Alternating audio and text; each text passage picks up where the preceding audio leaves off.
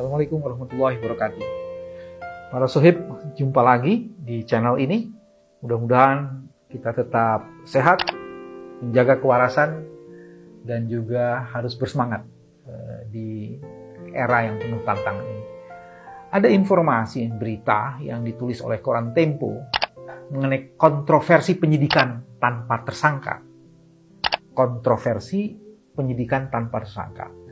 Dan di dalam bagian isinya itu dikemukakan bahwa KPK berniat untuk menaikkan status pengusutan kasus Formula E dari tahap penyelidikan ke penyidikan tanpa penetapan tersangka. Kalau ini dilakukan, maka satu, KPK sedang mencatatkan satu tindakan yang tidak lazim, tidak umum. Saya nggak berani menyebutnya ini sebuah kegilaan. Walaupun ya sebagian kalangan mungkin menyebutnya seperti itu. Kenapa ini kegilaan? Karena ini tidak pernah terjadi sebelumnya. Penetapan tersangka atau peningkatan status penyidikan tanpa penetapan tersangka. Dan kita tahu ini kasusnya kasus Formula E. Jadi kasus Formula E itu menjadi sesuatu yang begitu spesial sekali.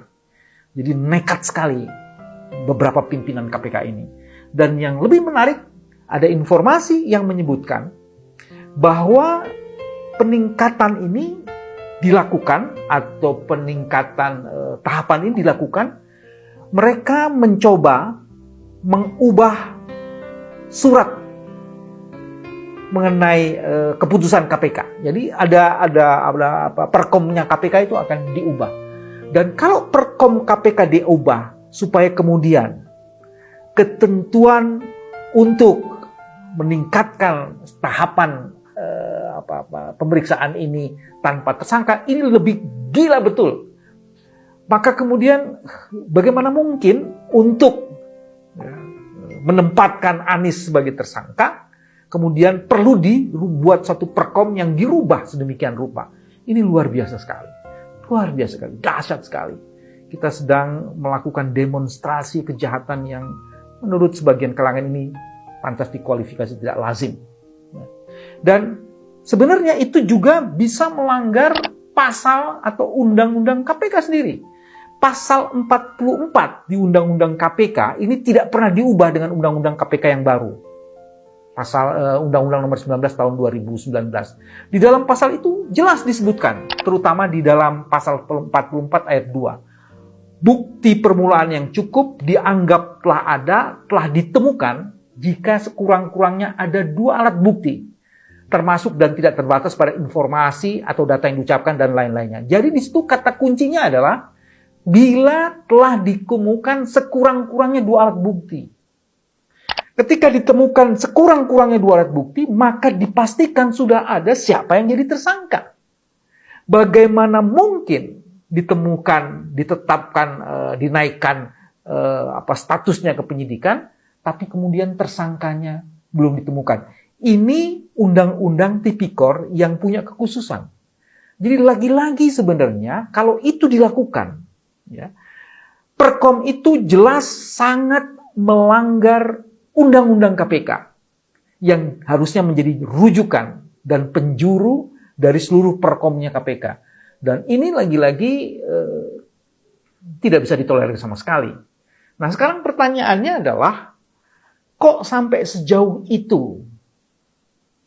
Kok sampai sejauh itu dilakukan kenekatan yang luar biasa dahsyatnya itu? Apa sebenarnya maksudnya? Apa sebenarnya kepentingannya? Sehingga kemudian kasus Formula E menjadi seperti ini. Dan ini tidak pernah terjadi di dalam kasus-kasus yang lainnya. Jadi dengan begitu, pimpinan KPK sebagiannya tidak lagi bisa berlindung bahwa mereka ingin sungguh-sungguh menegakkan aturan. Tidak ingin mencari-cari kesalahan. Ini juga melanggar prinsip-prinsip yang kerap kali diucapkan oleh juru bicara KPK. Melakukan penegakan hukum tanpa melanggar hukum. Anda sekarang sedang mempertontonkan terjadinya pelanggaran hukum.